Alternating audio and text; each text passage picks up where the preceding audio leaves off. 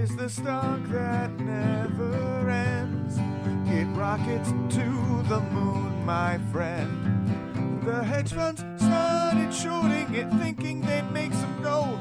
They didn't count on apes and diamond hands that knew to hold. I like that stock got diamond hands. No, we ain't bitch-ass paper hands. Autism spiked it up 433 a share, and it will keep on rising until... Oh. It's coming down pretty quick at $30. Oh, shit. Invest in Doge. Invest in silver. Paper hands. I gotta go. Hey guys, how you doing? We have a special episode this week. Part 3 of Crying of Lot 49 will be dropping around Wednesday, Thursday, not quite certain yet. I wanted to take advantage to, again, we're not just about art, we're not just about pop culture. Sometimes we're about the news and culture as a whole. Much like the QAnon episode where, I felt that was a story that needed to be told then and there in the wake of the Capitol Hill riots. I really wanted to talk with some guys who knew some things about the entire GameStop stock market saga that is happening right now. So I have two friends that are involved. I believe one is still holding on to the GameStop stocks. Diamond Hands. What's Diamond Hands? You got to listen. And the other, my guests are Larry West, good friend of mine, Rusty Wright, also a good friend of mine. You can find Larry at LarryWestProductions.com. Rusty at Rusty_John on all the things. Go check him out on TikTok. I was fascinated. If you were not paying attention to this, say you just subscribed and, didn't really check. Out of nowhere, a bunch of fucking lunatics on a wallstreetbets subreddit took the GameStop stock that was worth roughly $30 and had it go up 10 times its value. It got as high as $433 a share, and a lot of hedge funds lost a shit ton of money about it. I just found this so interesting. The stocks went down this week, but I wanted to get into it. I guess I'll give a brief trigger warning. There is some use of the R word in this episode, which, I wasn't sure which way to go on that, but it's being used so much in the lingo on the r/Wall Street Bets subreddit that I just didn't want to say R word the whole time. So I'm sorry if you're particularly sensitive about that word, but it's said a few times here, just, getting into the whole context of the thing. So again, check out Rusty Wright.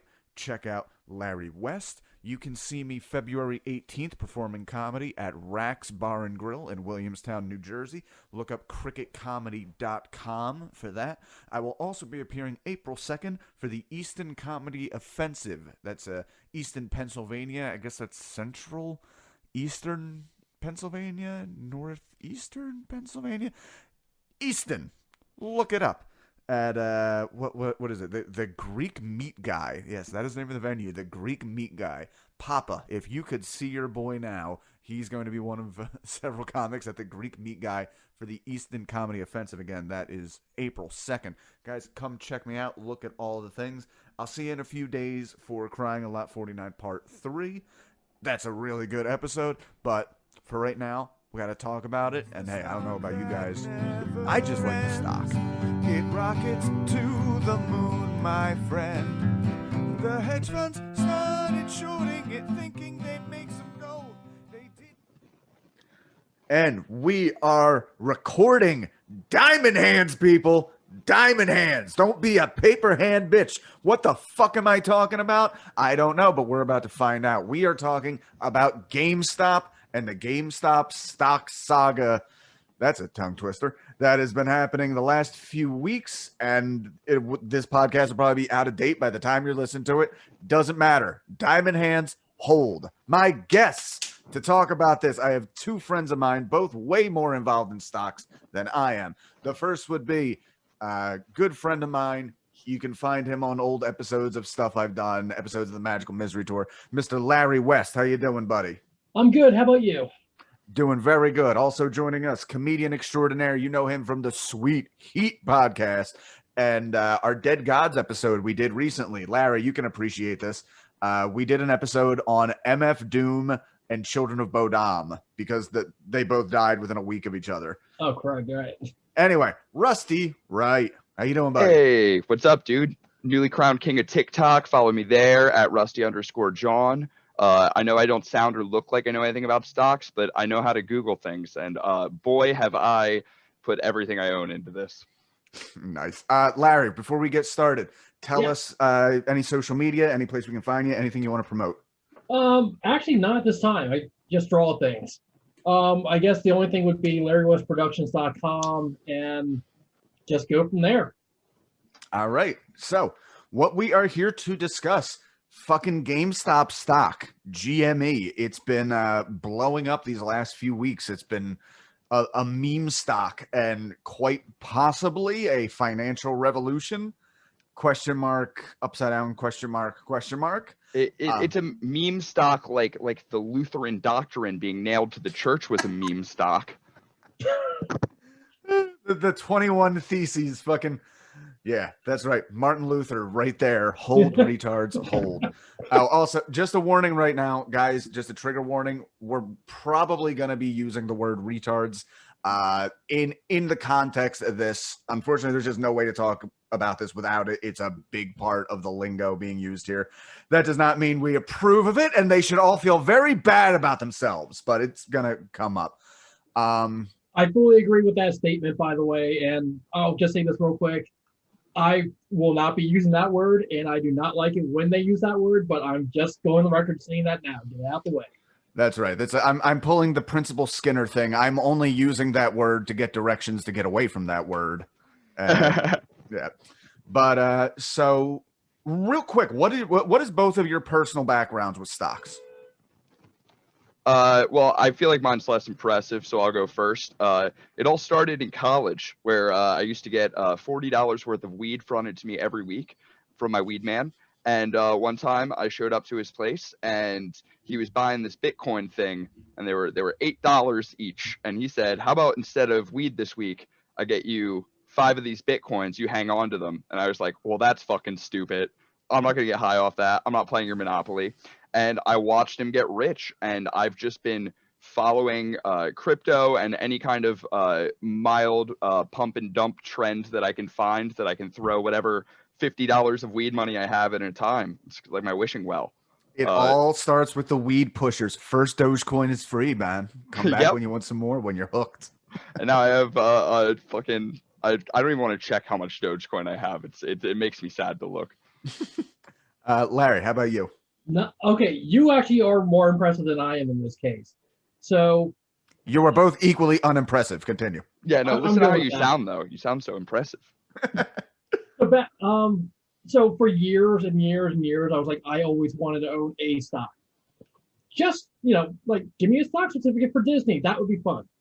And back in February of last year, something happened, which was I had 2 things going for me. I had a new job, and I actually had some disposable income. Plus, Robinhood became a thing. So it's like, you know what? I've always wanted to buy a stock. Apparently, you can buy one on this app with no fees. And I've always been told you have to buy like 1,000 shares in order to get even one. Cool. Let me buy a stock for the first time. And that's basically how I started. And I've got plenty of anecdotes about how I lost money on things and how I made money on things. But before we even go any further, I will have my disclosure, which is 1, I am not a financial advisor in any way, shape, or form. I really don't know what I'm doing, just like the people on Wall Street Bets. And 2, I do own stock in AMC, BlackBerry, GameStop, obviously, and Nokia and a few others. And if I ever need to disclose a stock I own related to this conversation, I will gladly do so. But there's your disclaimer. Wait, hang on. I have a question about your disclaimer, man. Do you still own GameStop stock? Because that's super interesting. Yes, I do still own GameStop. Did you dump any of it, or are you riding it all the way? Are you a true diamond hand, or are you a gold star lesbian, or a silver star lesbian? You just said you would disclose things. No, that's a really good question. I was going to save this for later, but we can go in order. Jesse knows that I have a bad habit of popcorn thinking. But Jesse, why don't you take us from the start of this saga? before All right. I No, get you know what? excited. I'll answer the question real quick. Just can I get out the way? I am still holding. I did sell some shares, and I'm going to leave it there because the way it gets to the point where I have even a share right now is a really interesting story that will evolve with the show. Okay. So yeah, I have the least. I do not own any stock whatsoever. I have just been fascinated by this saga because much like anything else, just like Rusty's, popping off on TikTok, much like GME stock, I figure like, I think I'm jumping on this a little bit too late. So maybe I should just not do this. I have some friends who I know like basically like meme stock, like almost collectible stock. I can't tell you how many wrestling fans I know have a single fucking share of WWE framed on their lonely, lonely wall. It's like, yeah, I'm helping the WWE, brother, and I don't like it anymore, but I got stocks. So Well, does Vince McMahon have to sign it, or ooh, it might be it. because that might be the cheapest way to get an autograph? I don't know. Their stock actually is not doing that good. It's actually really upsetting. They fired a lot of wrestlers and staff during the pandemic, and just to show that they made record profit. Like it was 100%. Like no, we don't want to show a loss. So fuck that makes sense if you're going to sell afterwards. Like the UFC were like, hey, look, Conor McGregor fights 5 times a year and then sold, and then they're like, oh no, God, we weekended Bernie him so hard. You know what? I just looked up WWE stock because you mentioned it real quick. For the past week, it's been down about almost 13%. But it looks like it just fell off a cliff on what is that? On the 4th, so 2 days ago. What did something happen? They recently announced that their WWE Network streaming app is going to be absorbed by Peacock. And so now this thing that they've pretty much owned entirely to themselves is going to be a part of the greater Peacock. Unfortunately, we're reaching that era now where like apps are starting to swallow other apps, and I don't like it. I'm guessing that was announced, Thursday or Wednesday? It was announced this week. It's what they expect. They're going to make a shit ton of money on it. They're probably going to lose a little bit of stock for a hot minute. It will go down. It'll come back up. Oh, it definitely went down. Yeah, maybe this is the time to buy in. Maybe I can convince them to stop bringing back Goldberg every 3 fucking months. Anyways. You just show up and slap your stock down on the counter. Yeah, let's talk prime time. I got some thoughts. I think we need more luchadors. I think we need to expand our luchador options. So anyway, let's get to the timeline here and we'll get through this. All right. December 8th seems that we can go back further, but December 8th is really the genesis of this. GameStop reports terrible earnings and the stocks tumble, closing at $13.66 a share. January 11th, GameStop appoints 3 new directors to its board, and in comes Wall Street Bets. This is where a lot of the chatter comes in. 2 days later, January 13th, from $13.66, stock surged to $31.40. A lot of this is being discussed on the subreddit Wall Street Bets. And this is also where enters a character who will become known through this as Deep Fucking Value.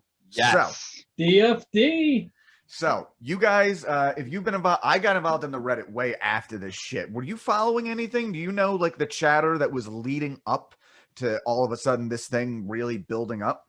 I do in hindsight. I wish I could say I was on the boards, but I'm not going to be one of those people who goes and buys a GameStop stock today so they can say they were a part of it. DFV, and it's come out since that he may have technically still been a financial advisor at the time and maybe possibly shouldn't have been telling people this. But yeah, he was the first one to catch wind of multiple short sells on the GameStop stock, which is to say that it was being borrowed and sold for an increasing potential profit. Okay, so yeah, we should discuss just short selling as it is. Now, I've done research on this, so I'm going to regurgitate the thing I only learned a week ago, and you guys can tell me how wrong I am. Basically, because GameStop was already not doing well, A short sell is essentially a gamble where what they are doing is they are borrowing, like a hedge fund will borrow a share. Say they're borrowing a share for that's worth $10. They sell that share for $10 to somebody else with the belief that the stock will fall and they'll be able to buy back that same stock for less. So borrow a $10 stock, sell it for $10. A week later, it goes down. You buy it for $7 and then return it to the original owner, having profited $3 in the process. That sounds right? Pretty much. Sounds like something that should not be happening with trillions of dollars every day. The only thing I would correct you on is that you called it a gamble. And it is a gamble, but it's not supposed to be if you ask the people who do it. It should be free money for when you have enough to play on that level. Like it should be free money, because why would the populace ever realize that there can't be 140% of a company or something like that? Right. And you kind of hit the nail on the head. So when people like Elizabeth Warren go, this is basically your own private casino, that's really what they mean. So what you saw was a bunch of hedge funds were betting that GameStop and all these other companies are going to fail. And one thing that I find really interesting is the correlation between this and the three main indexes over the last 2 weeks. So last Thursday, you saw, well, I'll start with Wednesday at least. So the previous Wednesday, I think that was January, I always want to get my dates right here. January 27th. Something happened. Well, all right. You know what? I can get us in real quick to that with the timeline there. All right. January 19th, Citron Research, one of the hedge funds, calls GameStop buyers suckers in a tweet. This is where a lot of the hedge fund animosity comes from. From January 22nd to 25th, the stock surges from $43.03 to $96.73. So we are now over a month away from that initial tumble. And the big thing that happens is January 26th, fucking billionaire elf boy Elon Musk tweets out, the Keebler King. That's right.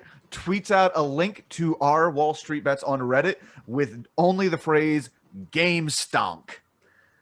And the next day, January 27th, the stocks that, again, a lot of these hedge funds have money invested that they're going to lose money, were as low as at the beginning of the month were $13.66. Here we are a little bit more than a month later after the Elon Musk thing, $354.83 a share. And they were down $2.1 billion. Yeah, because the whole thing is those hedge funds, they have to buy those things back. The entire agreement in borrowing those stocks is they will have to buy them back and return them. Right. So this is where the short squeeze comes in. And squeeze. Go ahead. Oh, dude, all right. So short squeeze. First off, I love it because. Well, can I take this one? Yeah, go ahead. All right, thanks. You said go ahead. All right, so basically, the idea is this. So you, just like you said, all these people need to buy the stock. They said we're buying it for 10, betting it's going to go down to 7, but now they have to buy back that stock, and the price is going insane. It's going up to 300 at this point. So it goes from 60 to 90 to 100, and now $300, and they have to buy all these shares up. Well, the price kept going up because there was so much demand for these stocks, and the short squeeze idea is the less availability there is of a product, the higher the price is, because, hey, there's only one birthday cake shop in the town, and we said we're going to have a birthday party with cake, but only one place owns all the cakes now, so we have to pay as much as they want for all the cakes. Cake stock. All right. Yeah. Dude, so, I fucking... the thing about the short squeeze that gets me, and where I love that Elon Musk comes into it, is because this guy is literally fucking Dr. Manhattan, like from The Watchmen, and he is just so ambivalent about what happens, and he just walks in, he's like, it'd be a shame if people knew this was a thing. Because essentially, like a short squeeze and a short sell, it's kind of like a prisoner's game, like the prisoner's dilemma. Mm-hmm. Like, so if you don't, it's the concept that if me and Jesse can like both have freedom, basically, if we just don't fuck each other over, then we should just hold strong, diamond hands, and fucking not fuck each other over. But if one of us snitches, there's a good chance we're both gonna get fucked. So the whole concept is that, yeah, you're going to make money on this short sell thing unless somebody decides to play against you. Right. The problem is when that somebody is every fucking poor person on Reddit. Right. Who suddenly had this valuable stock. It's literally, to again reframe that prisoner thing, it's like you and your buddy both get arrested for something and you go in saying like, we're not going to squeal on each other, we're not going to fuck each other over, even though like the only way to win is that neither. Look up the British game show Golden Balls. I think it really, yeah, they made. Larry, are you familiar with this? Why am I talking about prisoners when we got golden balls here, dude? It's like the one thing UK contributed to my dialogue, to my lexicon. Golden Balls was pretty much Prisoner's Dilemma, the game show. When you get to the very end of it, where there's only two people, say there's $100,000, you have two balls in front of you. It says of the balls, you can choose split or steal. If both of you choose split, you will split the $100,000. If both of you choose steal, nobody gets anything. If one of you choose split and the other one chooses steal, the stealer gets all the fucking money. So it's pretty much, it's designed to like, hey, we could be nice and we'll both get half of this, or I could convince you that I'm nice, fuck you over, and leave with double. Wow. So now, in general, a prisoner's game, splitting makes sense because it's one person and another person. But in this case, it's hedge funds and the populace. And so a lot more people can win by the hedge funds getting fucked. Yeah. And that's where it gets super interesting from a social standpoint to me.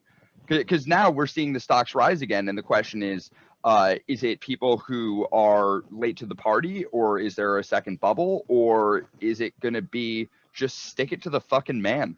All right, here's where I think we can approach this after getting to the next thing. So again, previously, January 27th, stocks soared to $354.83 a share. Hedge funds Citron, who previously called them suckers, and Melvin Capital closed their shorting stock positions to massive losses. The next day, the downfall begins when Robinhood, which is the app that a lot of this trading has been done on, even the name itself was supposed to indicate the common man gets in and can take from the rich now because we don't charge commission. We make it easy for the common man. Robinhood starts restricting trading. They so stupid. Only allow you to sell. They do not allow you to buy anymore. This triggers immediate class action lawsuits. A lot of like class warfare shit too, which we'll get into in a second. Stocks peak during that day at $483.99 and plummet to $112.25 by the stock bell. So it pretty much it goes up over $100 and then goes down to a third by the end of it. Fun little fact here. We can't all be diamond boys. Can't all be diamond boys. AOC tweets that this is unacceptable. Ted Cruz, the Republican, agrees. And then she claps back with, yeah, I would rather work with people who didn't try to get me killed 3 fucking weeks ago by a bunch of boogaloo boys, but thanks anyway. Yeah, and one thing about the entire Robinhood, anyone else? She said, can anyone else agree with me? Well, she had about 2 million people on Reddit at that point would agree with her, so she had that.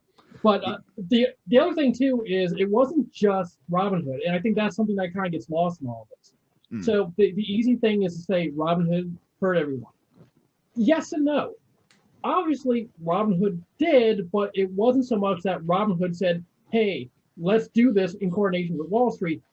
They have a company that does all their, they have a closing house company. And Rusty, you might be able to help me with this because I always get the terminology a little wrong here.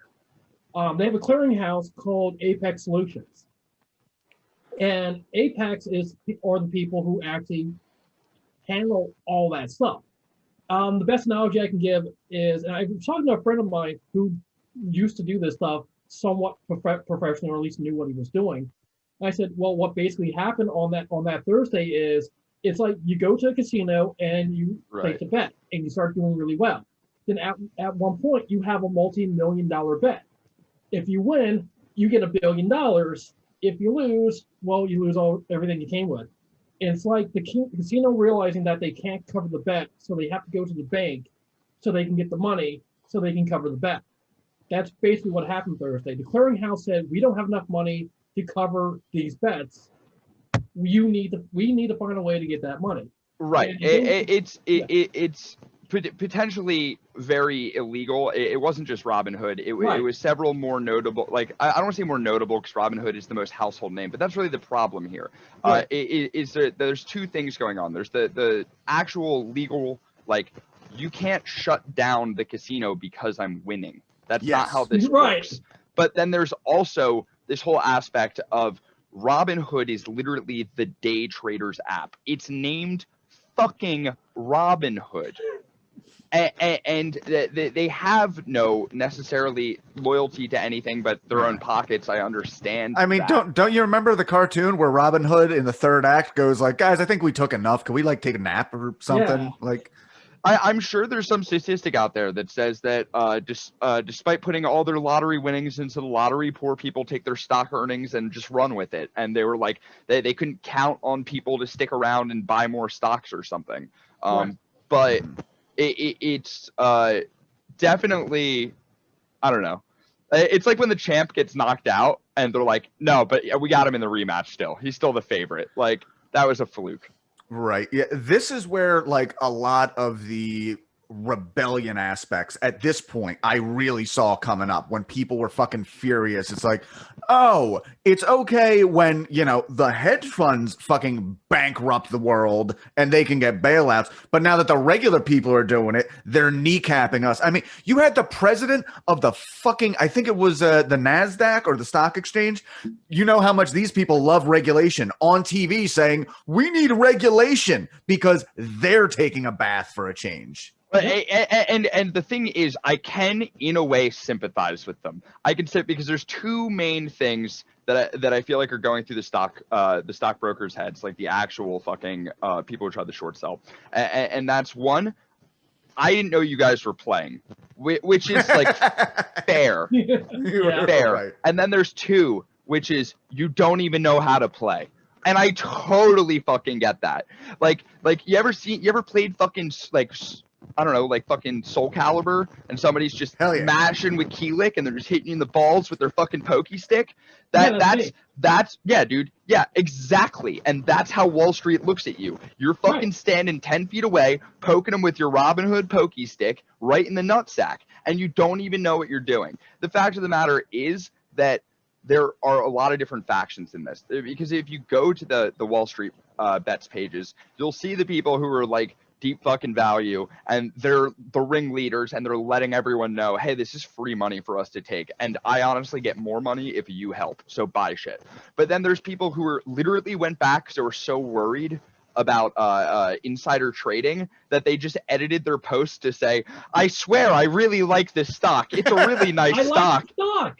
I like the stock. I like the stock. So that's a great intro to the thing I wanted to get here, which is some of the lingo that is happening on the memification of this that was happening on Wall Street Bets. I'm sorry. Before you go into that, I just want to mention one more thing about the Apex thing and the clearinghouse and all that stuff. Oh, yes. Just real quick. I forgot to name names, which were, it wasn't just Robinhood, it was also TD Ameritrade, E-Trade, and a bunch of others. I think Webull might be involved. Please don't quote me on that. But they're basically, it wanted a Webull is not involved. Sorry? Webull is chill. Okay, cool. Thank you very much for that. Direct all lawsuits to Larry West, LarryWestProductions.com.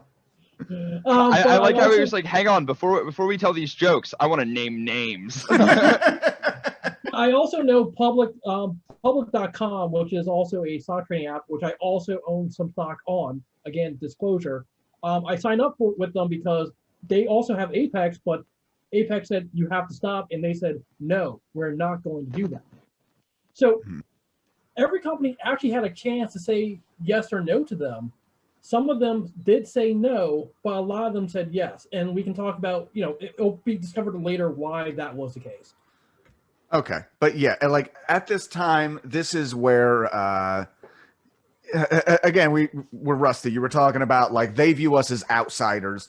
And we are, but I think that's part of the problem because nobody's thing was like, oh, look, there, now he wants regulation. Ha ha ha. The issue is like, no, this really should have been regulated a long time ago. Like, Yeah. I feel like a lot of the people getting involved, none of them would be like, I have a fundamental right to this. It seemed like they were really exploiting, like, you guys have these fucked up rules and now we're jumping in and turning it against you. And now you're crying foul. Like, we're fucking up your personal hedge funds. You guys have tanked the country several fucking times. And I remember in the whole housing market bubble when people were really discussing like bailouts and the public at large didn't want bailouts. And then they would go to like New York Stock Exchange. Everyone's like, well, yeah, of course you need to bail them out. It's like, well, doesn't it say something that maybe we should not? It's one of those arguments I hear about the stock market a lot is that the way it's structured, pretty much the way that it's structured and legislated is big time recessions and everybody losing all their fucking money is part of the model. And the only reason it exists is because a few assholes get a lot of power and they get it regulated because the whole gamble is like, yeah, but if everyone else gets fucked over, I'll never get the chance to be a super cajillionaire. And the fucking Congress looks at them and says, good point. That's part of it. But the like I started to mention before earlier was we just saw how this is actually working, and that's the scariest and if not saddest part.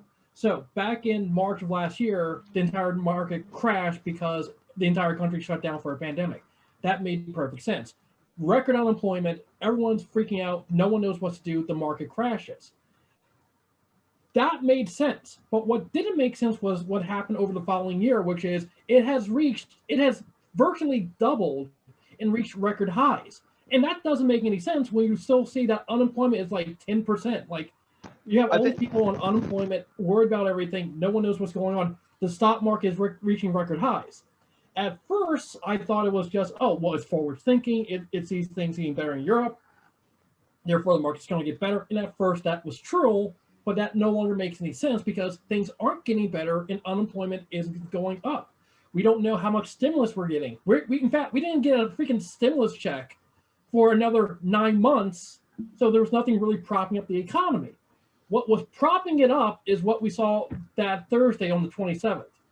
What happened was all these hedge funds had all these bills due. Like they're losing billions of dollars on this GameStop short squeeze. And at that point, it wasn't just GameStop. It was also the Bang Gang, BlackBerry, and Nokia. There's a bunch of right. Yeah, there were other stocks in similar situations. But GameStop's the funniest one, and I'm so happy. Of all the options, BlackBerry, AMC, those would have been funny. Right. It all would have been funny. But to have it be like GameStop, like something that these boomers like think that we like, but we actually fucking hate, something that fucked us over for years and years and stole our money. That's so poetic, dude. So many people made the poetic joke is like, oh, you're upset that the thing you bought is now depreciated in value. Clearly, you've never tried to get store credit on a video game at GameStop. Exactly. The joke's hacky because it's too perfect. It's too poetic. We don't deserve something so beautiful. So all these banks are losing, all these hedge funds are losing all this money, like billions and billions of dollars about this, and they have to get their money somewhere to cover their losses. So they're selling their piggy banks in the index funds, like the Dow Jones, Nasdaq, and S&P stocks. So they all started to tank when GameStop kept going up because they had to cover their losses somewhere. And now we know how the game is played. They're basically shorting stocks and using that money to buy reliable stocks in three major indexes because they know they're always going to get returned because they're propping it up. And that's how it's run. That's why the market is what it is at this point. Yeah, well, it's gladiator shit. It's like they decide who lives and who dies. And they decided GameStop were going to die. Jesse's doing a thumb thing into the camera. So he's putting it up his ass. Yes, I would just say, don't you So we remember have thumb Gladiator thing. where he holds up his thumb and then he takes a big whiff and it goes, ooh, down. I can't do the lip pop thing. Can you do that for me? Thank you. That's showing. So something. Are you not entertained? are you not entertained? So something to sideline for a second is really to look at like just how far the entire purpose of having a stock market and just how much it's changed. Now, maybe I'm naive as fuck and I'm coming in like, the third grader, like, yeah, in school I learned we had racism and then Martin Luther King and then all the racism went away. But it would seem to me like the initial thing of Wall Street was it was a way for businesses to get investment to then put into production. And now it seems like it's just become a fucking like money paintball orgy. Is that accurate, or has it always been kind of fucked up to this extent? I think it's always been kind of fucked up, and I'm partially just basing that off of the Leonardo DiCaprio starred film, The Wolf of Wall Street. But no, I mean I think that personal private casino, people are really not digging into that sentiment, and they're looking at it and they're like, yeah, they make money real quick. And like, yeah, they do that. But no, it's literally a personal private casino. Like it is what bookies do. It is, hey, do you want to bet on my company to succeed? And I'll bet on this company to succeed. It is literally placing bets, and it's in a language that supposedly we don't understand. You know what I mean? Because you're supposed to have to be in the know. Yeah, it's like the local massage parlor that like there's a brothel going on in the fucking basement. Only the brothel is legal. It's gone so far from its original intention. The brothel line is coming up into the main lobby and out the front door. Yeah. Like, oh, I'm sorry, I thought this was for the register. But no, it's just insane at how much stroke these guys have in politics, in the economy at large, when essentially like they're not producing anything. They're not creating anything. It's nothing but like inflating wealth and, just fucking people over. It really is fucking crazy that it is just like this massive, it's like a fucking sports league that you need to, 10 years of education to get in on. Or at least it was until Wall Street Bets and everyone else kind of broke it.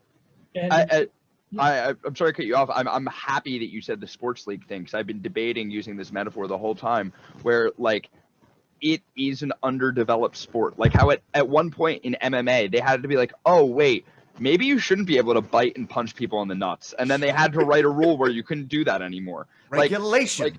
Like it is an underdeveloped sport that only the select few have played over the years. And it's so underdeveloped that they haven't regulated things that should be regulated, partially because those loopholes benefit them and partially because it never came into play. There was never a need to say like, hey, you're not allowed to band together and pick a stock and all put your pennies in and buy it. You know what I mean? Like, but now they're kicking themselves for not writing that rule. Like, well, the weird thing is they did and they didn't. So you can't do a pump and dump. And for those who don't know what a pump and dump is, the idea is, hey, here's the stock. You should all buy this stock. And what they don't tell you is that they own the stock and they're trying to get you to buy as much as possible. So that way, when it goes up, they sell and then they're out the door and they got their money. You can't do that. Oh yeah, that's that real hustler. Like, yeah, I want to sell you this watch. Oh, but that watch you have over there is much nicer. Oh no, you don't want that watch. There's a whole and obvious. The thing they're trying to sell you is the thing they're pretending to not try to sell you. Kind of. Although in this particular case, they are trying to sell you on GameStop being a multi-billion-dollar company when the stock really was worth what it was for a reason. So for example, and kind of moving things into the glorious meme talk, I am sitting on a little bit of Dogecoin. Dogecoin is a meme coin. That's what it was made to be. But you saw after GameStop kind of got blocked up by Robinhood, it got restricted, and people were feeling like, I don't know if I can buy in at $200-300 a share. They were looking for something. And you see every fucking, even Facebook memes. Facebook's the last to know about everything. And it still says fucking buy Dogecoin in the fucking hashtags. And that really, I'm happy to check now and see that it's over 5 cents at the moment. But it's almost like looting. It's like, all right, 1,000 people, we're all gonna rush in and steal shit, and you're gambling on you're not gonna be the last 20 people there when the cops show up. Yep. Yep. And the Literally. The thing about Dogcoin and GameStop is it's something very interesting. So I talked about pump and dump. You can't do that. You can't coordinate to all buy a stock in order to pump the price. You really can't to a point. But with cryptocurrency, those regulations do not exist. You can totally pump and dump it. So what happened was on Thursday. Well, also, it's been called a little bit hypocritical that like a lot of these people are like, oh, well, you can't pump and dump. However, like the head of a fucking company or the head of a market can go on TV and give the news and give a technical like inflation of worth or devaluation of worth with a TV appearance. It's like, you know how some people are like face blind? It's like if you like dated a girl who was face blind and like you got to like just describe what you look like to her and she was just like, yeah, no, that makes sense. Like, yeah. Like, ooh, yeah, I just see a blur. That's a sexy blur though. Broad chin, blue eyes. I'm all about this. I'm also penis size blind. How long is this? But yeah, 37 inches around. Oh my god. So you have Jesse's got a pumpkin. All right, so you had the hedge fund guys. The Pumpkin King, baby. Going on TV. The Great Pumpkin.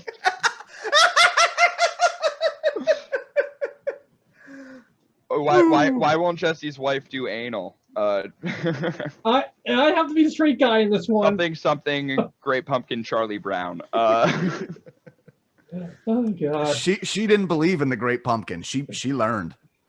She learned the spirit of Halloween this year. When she hears this, it's going to be more of a jack-o'-lantern. She spent some time by herself. Oh. All right, done with the puns. All right, so let's take it back to the moon. Sorry about the hedge fund guys. Yes, they would go on TV. Sorry, teacher. And they would go, hey, this stock is awesome and you should buy it. When obviously they have a lot of money invested in that stock, either doing well or bad. So that's pump and dump without being pump and dump. And that's the thing, like the regulations were there to say you can't do this, but there's loopholes to allow it to happen. And now we've seen there's a giant social media based loophole that may or may not need to be closed.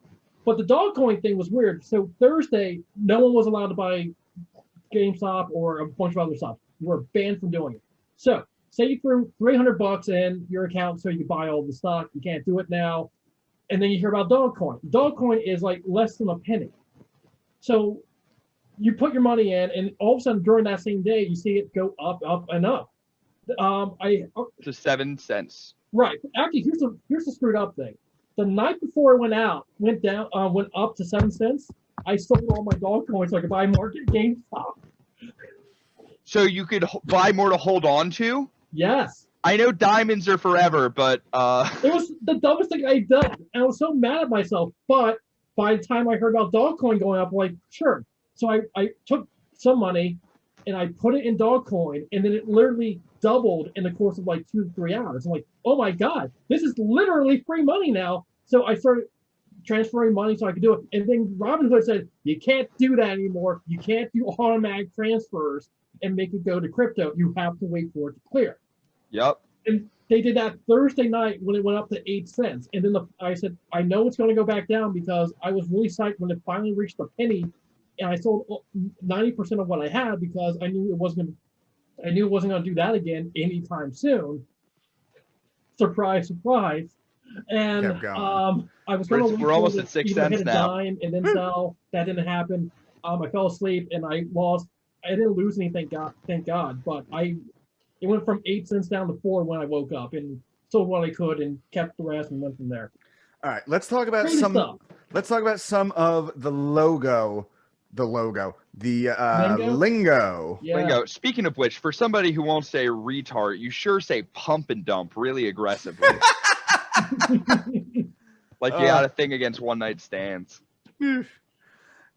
I mean, don't want to be some fucking pump and dump. It's right, diamond hands. So I love the Diamond ass. You can take a pumpkin in that diamond ass. There you go. Guys. I'm just a great pumpkin looking for a diamond ass that can hold me to the moon. Hold me to the moon. All right. So diamond hands. I love the idea of this because so in this I'm looking at Wall Street Bets. I'm checking the conversation happening, and of all the phrases, there's to the moon, diamond hands, hold, ape, and retard. That's in there. And I just like the stock. First off, diamond hands. So the explanation I received from this is you got a hot stock on your hands. What kind of hands do you have? Do you have paper hands that as soon as this gets a little hot, you're going to sell it for, nothing? Or are you diamond hands? Are you going to hold that shit? Let it burn. Yup. You got to be able to hold on to it. You got to take the heat. Your hands don't melt, baby. They stay strong, and they're forever. You hold it forever like a diamond. Forever. Because that's the whole thing. A downfall is coming at some point. But if all of you can just hold, you can make that. We've already seen it at this point. We've seen the stock skyrocket as high as like $484. To the moon. Whole idea is you're on a rocket ship. How far are you going to ride that rocket ship? And now that you mention it, we should exactly. We're going to take the stock all the way. We're taking it all the way to the moon, baby. We're taking it out of this world. I know. I was gonna say was I guess I hadn't really thought about it, but I feel like almost when you can coordinate a bunch of people to actually hold their stock, like, you know how hard it is to get like 6 extras on set to shut up, like fucking. To get an entire subreddit to like hold a stock and lose money in their faces, like that should be worth double, honestly. Seriously, especially like there are people who are going to lose their fucking shirt, and when we get to the timeline, we'll see that's happening now. Yeah. But God, there was so much camaraderie in there of people like, because not only are like, if we hold this, we can all make a shit ton of money. Also, we're going to be making it by fucking over the bad guys. Yes. Who want nothing more than for us to lose Hollywood and to get the fuck out of their game. They're already shopping scripts for this right now. I swear to God, they actually are. It's hilarious. Channing Tatum is deep fucking value. Not on my girlfriend. He's not getting any stocks in her. So to the moon, diamond hands, hold. Obviously, it's just hold. Hold the line. Hold the line. Ape. I really don't know. Where did ape come from? You don't get that one. You don't get ape. Ape's strong. Look at you. Together. Look at us. Ape strong together. Right. Okay. Ape alone weak. Ape together strong. We're stupid apes. That's the whole thing. We're just dumb apes, and we need to band together. Those Facebook groups where it's like we all pretend to be ants, or like we all pretend to be crabs, like those have been our fucking training simulators. As now they're like, all right, you've upgraded from some sort of arthropod, and now you're a meat and flesh ape, and you have a brain, so use it. Hold. Right. And along with that, the entire, ape strong together thing, and, we don't know what we're talking about.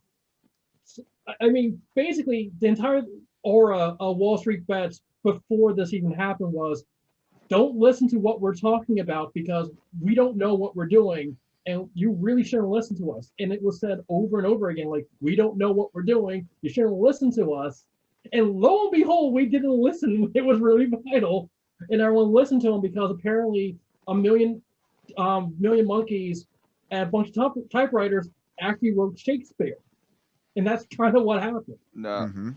They pulled it off, and that's where exactly does retard fit in here? Like, is it I know autism is something that they're trying to give some positivity to autism as just like an adjective to put on somebody, and one of the aspects of autism being like, we're all going to do this thing that is not good for us because we don't know any fucking better, but like we're gonna make it work.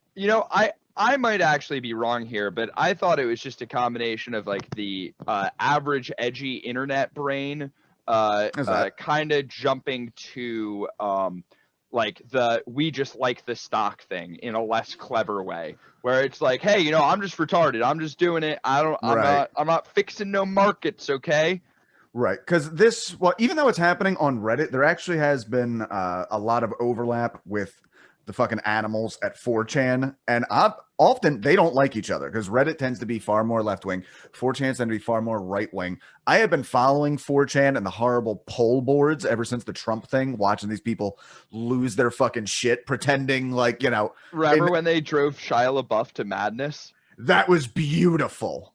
That was 100% beautiful. Go look up internet historian Shia LaBeouf and find out how a bunch of, again, autistic kids on 4chan just did their best to destroy this guy's life using like fucking star navigation to find out the chemtrails of planes to figure out how to triangulate a location. No way. Yeah. Oh yeah. They were just doing everything they could to ruin Shia LaBeouf's art project, and it's amazing. But my point is really pushing the Trump QAnon shit like during Biden's fucking inauguration. Mm-hmm. Like, I just know any minute Trump's gonna come in on a fucking hang glider, put his hand on the book, and like intercept the presidency somehow. And then overnight, all they were talking about was the GameStop stock. So.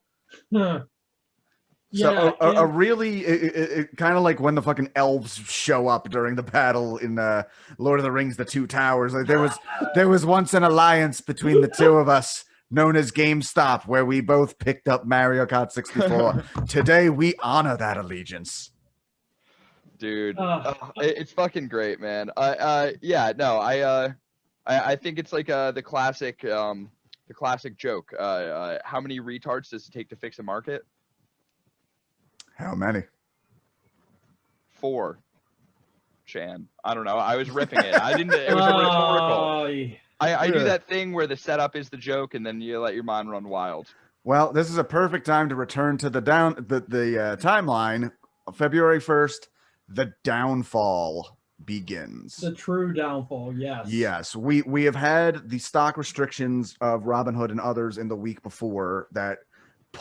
But still closed at $112.25 for a stock that was worth, $13 a month and a half ago.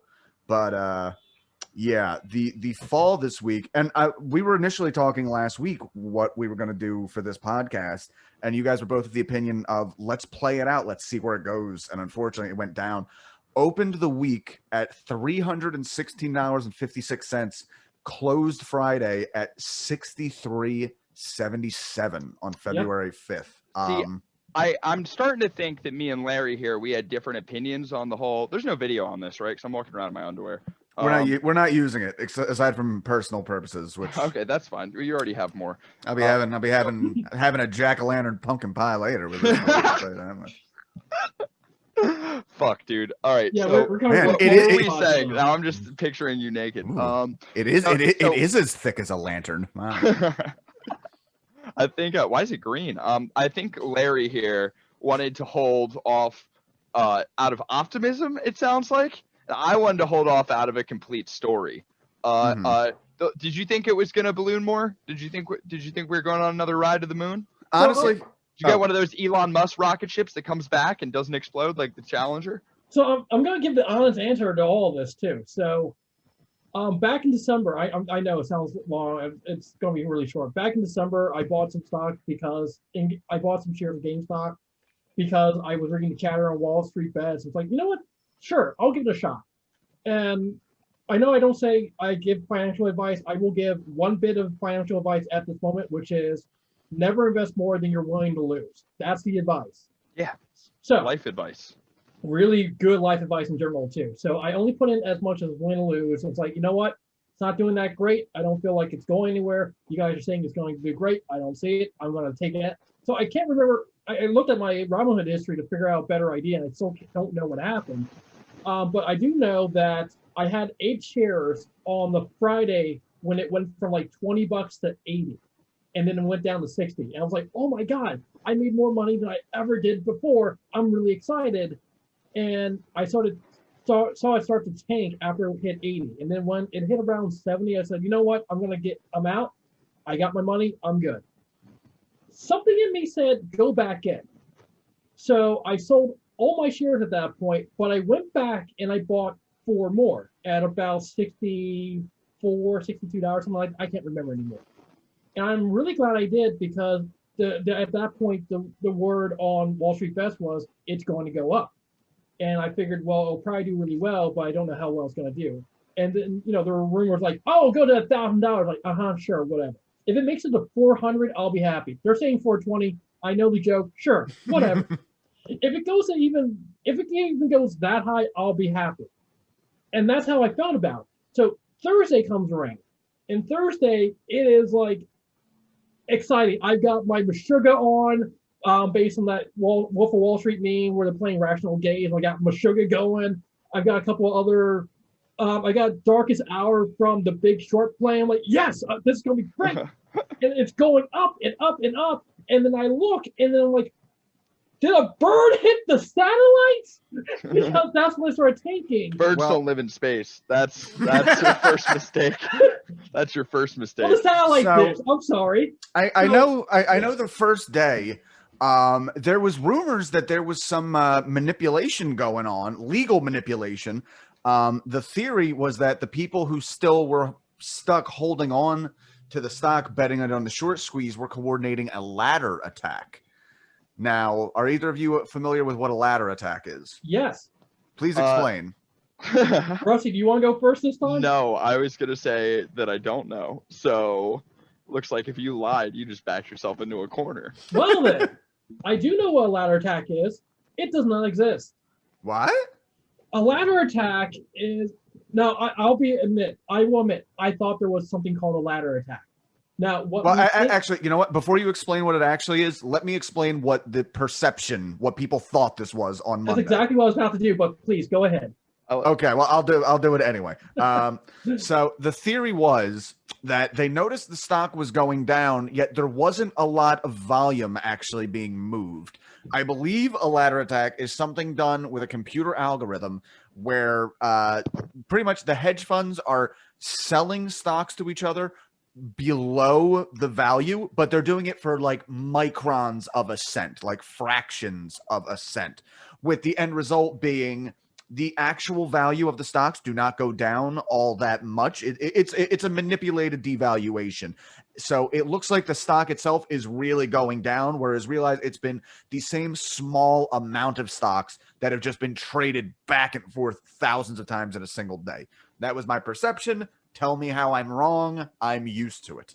You're absolutely right. My self-esteem is at my toes. Continue. You said you're right. Yeah, you were actually right. That's what people thought a ladder attack was.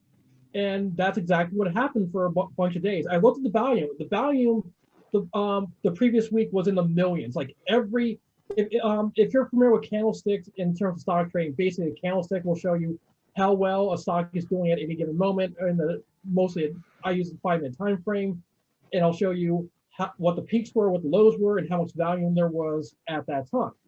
The candlestick for that week, when it was like almost $500, the candlesticks every 5 minutes was like millions of trades. Like I think there were a couple of billion trade days actually. This week it went down to a couple 100,000 and maybe a peak or valley of 1 million stocks there. I'm telling you all this because that's important to why the ladder attack doesn't exist, but it doesn't exist. So I saw that and I was like, oh my God, there's a ladder attack going on. And I was like, no, there's ladder attacks, and that's where the price went down. There's this guy who named Bruce from British Columbia who has a thing called Stock Markets with Bruce. He's retired. He did it for like 40 years, and he knows what he's talking about. And he said there's no such thing as a ladder attack. I was like, what the hell are you talking about? And he explained it as what we're talking about being traded for hundreds of a cent. That just always happens. That's literally what the market does. It's just a part of the market. I can't tell you how it relates to value, but obviously it does drive it down. But this is literally just a natural part of the market, and that's all I really can say about that. Okay, it's messed up. It's super messed up. Right. The theory that was happening was it was all these people, like unlike Citron and Melvin, they got out, but they took a shellacking. So the theory was these were people who had done the short, who were desperately trying to get the value back down. And but I guess that's not actually what happened. I guess this week the bubble just burst and people just started paper hand bitches started selling. Well, No, there was a lot of paper-handed bitchery for sure. There's a lot of paper tigers out there who talked a big game and then couldn't back it up. Oh yeah, but it's so easy to go online and scream hold. You can literally, if you have one of those 2 PC setups, you can literally be typing hold with the left hand and sell with the right. Yeah, no, I could do that. I got I'm on my laptop now, but I got a whole thing. Ambidextrous. Yeah, baby. I was gonna say 2 too, pumpkins. I think that there was. I mean, just because it's not called a ladder attack doesn't mean it didn't happen, and it didn't have the effect that they were looking for. They probably were still doing it on purpose to lower the price of stock, but it's just not called a ladder attack, and it's not really a ladder attack. No, I get what you're saying. Yeah. It's not like necessarily a sinister thing. It's Right. just it can affect you poorly. It's only an attack if it's attacking me. Right. Like It's like it's just trading. It's like the wildlife in Australia. Sure, it looks like it was put together by an evil genius, but this is just the weird fucking monster that is created and thrives in this fucking bizarre ecosystem. I still think the wildlife of Australia are the people, and the people are the wildlife. But that's a whole nother podcast. But Think about that. But to your point, like it does exist. This is a real thing that normally happens. That doesn't mean you can't weaponize it. What do you think the actual downfall this week was? Was it just paper hands? Was it people cashing out? I'm really glad you asked, and it's a big answer. I'm going to be honest with you. It really is. But I'm going to try to condense it as much as possible. 3 words or less. Well, that shit's not happening. Paper hands, bitch. Got it. But no, Frank. So what happened was going to Friday. Like, if you spent $300 for a share on GameStop on Friday, that would have been the time to sell. I'm just saying that now because it was on my head. But going into the weekend, there was a trend on Twitter called Silver Squeeze. I'm like, the hell's that? Oh, the silver shit. It's not in my notes, but I forgot that. There was some real. So the Silver Squeeze thing was a hashtag that was being promoted to say, hey, GameStop's over. You should buy silver. Silver's the new GameStop. And it was the dumbest thing I had ever seen. And I got suckered into it myself. I bought 2 shares of, I think it's called SVL or SLV. Basically, it was a silver index that's owned by Citadel. And Citadel, as you probably can guess, helped bail out Melvin Capital. Now, I'm not saying Citadel said, let's do this, but I am saying someone said, hey, let's pump up silver. You can't squeeze silver, both literally and figuratively, you can't squeeze it. And right. Yeah. It's too much money. There's too much of it. You can't squeeze it. It's a very resilient metal. Yeah. And I've heard a lot of people were saying that these were infiltrators that were trying to come into the community. Like, to the extent that people were doing a lot of like search history of, Reddit's people who were saying like, sell now's the time, get silver, all this shit. And they had like a 2-day-old Reddit account to their history, meaning they had just signed up, just joined the community. And now we're trying to speak in as if like, hey, guys, hello, fellow Wall Street bettors. Hello, fellow kids. I think we should buy silver. Right. I'm sorry. I'm now a paper-handed person. Therefore, I'm buying silver because GameStop's going down. And what we saw because of the Silver Squeeze hashtag and the entire Silver Squeeze thing was, I firmly believe that was the first time we've seen hedge funds and Wall Street actually try to work in this new environment where a lot of buzz can raise or lower the price of the stock. And it kind of worked. It worked in terms of hurting GameStop. It totally hurt it, but it didn't help silver because I had 2 shares. And I sold it by noon because it wasn't going anywhere. And I looked back, it's still going down. Like, bad investment is bad investment. Personally, I think that it makes sense for there to be a high water mark. I think this is something that's never been accomplished before. I think it's something that we'll probably never see again. This is like a super unique event in that the entire fucking financial industry was caught with its pants down. And enough people were coordinated in a way to catch them that way. Like literally, the population noticed that there was 140% of a company missing, and it was at a price where people could afford to buy in at a starter level. Also, at precisely the time fucking stimulus checks go out to people. Yep. And here's something I've been talking about with my co-host Jeff Colella quite a bit. Shout out the Sweet Heat podcast. Shout out Jeff. Is that was the 1 week in months since COVID sports restarted up that there was no sports betting. There was no Really? football. It happened on the bye week for the Super Bowl. There was on the dude. All this shit's going down as the end of the football season. It's playoffs. There's only like 2 games happening, and then there's the bye week of the Super Bowl. Basketball was kind of in shambles that week. There wasn't anything like really crazy to be betting on. Like people had excess income. They had whatever. They're back at work, still getting unemployment. It really was a perfect storm. And meanwhile, these companies didn't know we were gunning for them. They weren't on Reddit looking. Yeah. Every single one of these companies is now going to have some fucking millennial ass douchebag fucking prowling these websites, fucking trolling them. Like it's going to be the industry standard now. Yep, the infiltrators that are in there now are going to be like seasoned members being told by their fucking employers what information they should be feeding out there. I really, the co-opting of social media by like huge powers really kind of terrifies me. I mean, obviously we had the whole thing with Trump, but give you an example of this. This pissed me off. I like AOC, Alexandria Cortez, but one thing that was such blatant fuckery. You remember when that video came out of like her dancing in college? Yeah. So the whole thing, somebody posted on Twitter like, oh, look at this, not this exact language, like, look at this dumb bitch dancing. This is why we don't fucking trust her. And everybody responded like, actually, I think it's pretty cool that she's dancing.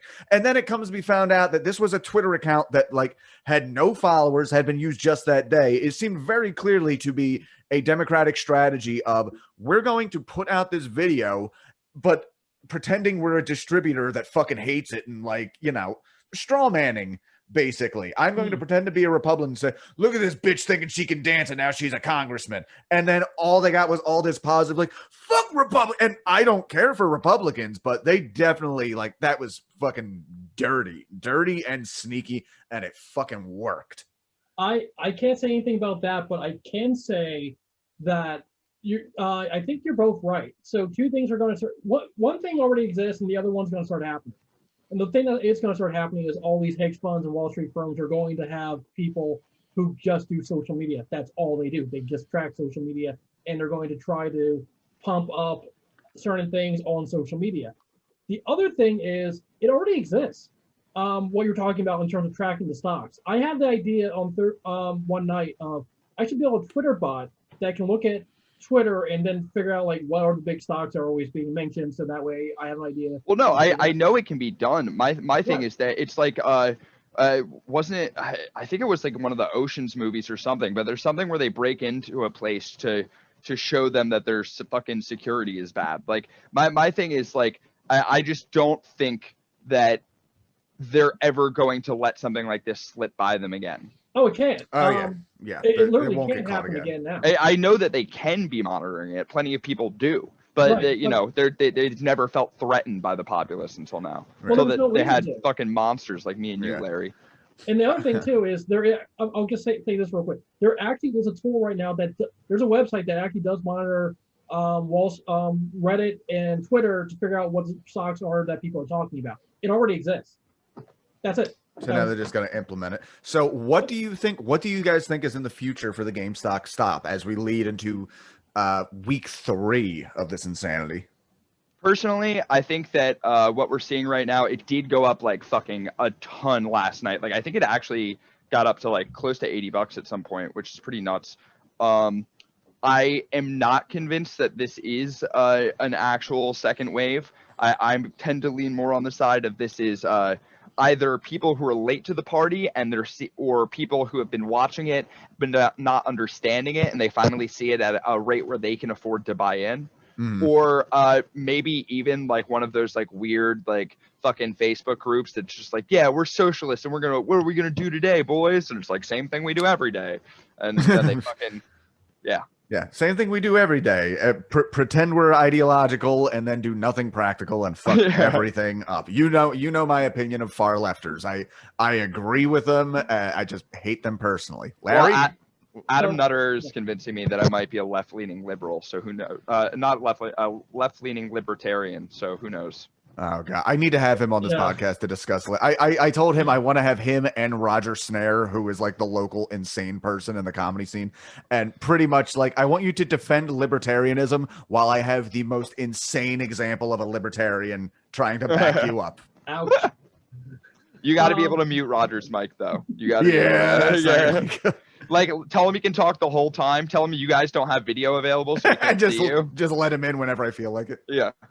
Larry, where do you think it goes from here? Okay, at this point, what I think is, so I said I own 6 shares at now. I sold one of my shares earlier this week because I was just tired of bleeding. But I also went back and sold some other stocks so I could you have buy paper more veins. shares of GameStop on Thursday night when it hit 50. I think something just seemed off in a good way. Like, it felt like it was going to come back, and it did come back the following day. It hit 80 during the day itself. Actually, it hit up to 90 something, but it closed out at 63, and in the aftermarket, it's up to 66. There was some movement. It's back down a little bit, but the larger point is what I see now is if you got in at $300 on Thursday, I can't blame you for doing it because at that point it was just going up. If it wasn't for Robinhood and all the other brokers, it actually would have hit 500 that day. But if you're like, wow, I spent all this money on shares and now I'm out that money, well, you're out that money. You have to look at it as a long-term investment because at this point, it's either a loss or a long-term investment. And I think the people coming in now are going to go, it was 500, it was almost $500 at one point. I think it can go back up. I would like to get in now because it's under $70. They might do that, but I could be completely wrong, and it could completely tank again next week. Yeah, that was definitely the notion. By the time I found out about it, it was out of my price range, so I couldn't get involved. So, guys, great podcast. To wrap it up real quick, let's just pick out what we think would be hilarious to be the next meme stocks. I am going with Orville Redenbacher and Pringles potato chips because once you pop, the fun don't stunk. Oh, nice, dude. So you're already thinking ahead into like the memes. Oh yeah. Okay, all right. I can do this. Is there a company that just makes those gummy soda bottles? There must be. Oh, there is. I feel like if there is, then like that's actually probably dying right now. We could probably be a short seller. We don't even need to short squeeze that. Guys, invest in gummy in gummy soda bottles and magnesium refinement company. Also, I think I just want to buy stock in Orange Julius. I love Orange Julius. I do. Right. Every time we say short squeeze, I crave Orange Julius. It's built for the memes. Okay, I actually have one. And OJ? it actually goes to an anecdote that I'm going to wrap all my crud up with, if it helps. I own 2 shares of Twinkies. So Hostess Brands owns Twinkies. I actually stayed up really late to figure this out. I was like, what went into the short squeeze? Like, what made GameStop a thing? And it came down to how much it was shorted, if it was undervalued, and what the company was overall. Hostess, which has the stock market ticker of TWNK, Twink, actually is doing really well. Guys, go Google Twink going down to check on your stock. Twink is gaping open right now. It's a good time to get in. But it was doing really well, and I actually looked it up, and it has a 94% short at this point. It was like, oh my god, it's perfect. It basically should be the next short squeeze. And I posted my due diligence about it. And while I was doing this, I did this at like 1 o'clock. What? Oh god, let me put it this way. I'm just gonna sound worse as I go. I'm up at 1 o'clock on Friday night, so basically Googling 1 o'clock Twinks. on Saturday morning, researching Twinkies. And I'm like, oh my god, what's going on with this? And while I'm doing that, I have CNN on, and they're doing a documentary about Q and the QAnon movement and conspiracy theories. And basically, this is how I'm wrapping all this up. Buy Twinkies. I own 2 shares, but I do think Twinkies are a good investment. But the entire Wall Street Bets thing became a cult at one point. And that was weird and scary because it became less about, hey, let's make money off stocks and kind of let's take, hit Wall Street to, hold the line, apes hold together, stay together, diamond hands. And it got to the point where instead of people criticizing the stock or saying this is a bad idea or this is a good idea, It was a frenzy. it was But complete you frenzy. kind of need that, man. Like, look at pro wrestling. Like, fucking. It's funny. Yeah, but- When he mentioned this, I said you got to cheer him on. I think they need to start a new like pro wrestling group. You need to call it the Dildo Gents. The dildo gents. Yes, instead of due diligence, the Dildo Gents. You can specialize in ladder attacks. There you go.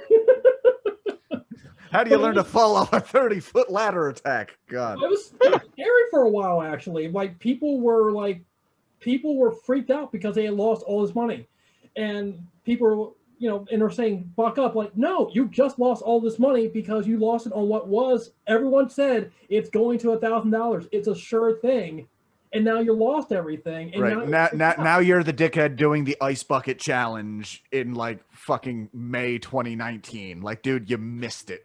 Yep. And and I'll say this too. Like, you're talking about like the little guy got in. If you bought 10,000 shares at $15, you're not the little guy. If you bought 100 shares at $300, you're not the little guy. You don't spend 3 or 5 or 10 grand on stock unless you have a lot of money to risk. But people didn't get it. If you ask me, the little guy, probably my favorite member of the Dildo Gents. Very, very accessible, not too intimidating. My favorite's pumpkin hands.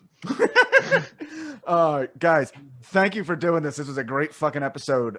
Find Rusty Wright on the Sweet Heat Podcast at Rusty John. Find Larry at Larry West Productions. Did I miss anything? No, you took care of it. All right, we're signing off. We're signing off. Don't be a paper-handed bitch. GameStonk. Woo! So holding.